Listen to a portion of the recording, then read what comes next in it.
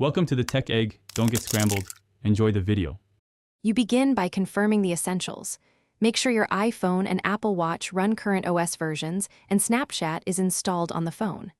Once done, enable Bluetooth and Wi-Fi and sign into Snapchat on the iPhone. Next, open the Watch app on your iPhone, scroll to Installed Apps, and verify Snapchat appears.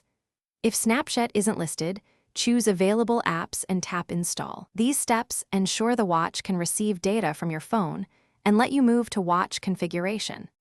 Now configure Snapchat on the watch itself. Open Snapchat on the Apple Watch and follow prompts. If the watch requests camera or microphone access, grant them on your iPhone settings because permissions flow from the phone.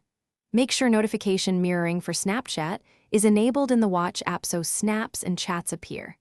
Add a Snapchat complication to your watch face for one-tap access. Finally, choose watch behaviors like quick replies and camera remote so the watch performs the actions you expect. Finish by using the watch features. Open Snapchat to view incoming snaps and chats, use the camera remote to capture photos from your phone, and employ quick reply templates to respond fast. Make sure to swipe and press firmly when required. Responsiveness depends on Bluetooth range and phone proximity.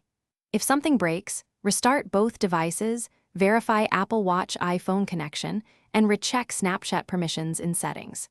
If notifications still fail, reinstall Snapchat on the phone. That often restores the watch link and clears lingering sync problems. Thanks for watching. Consider subscribing if I helped unscramble your problems.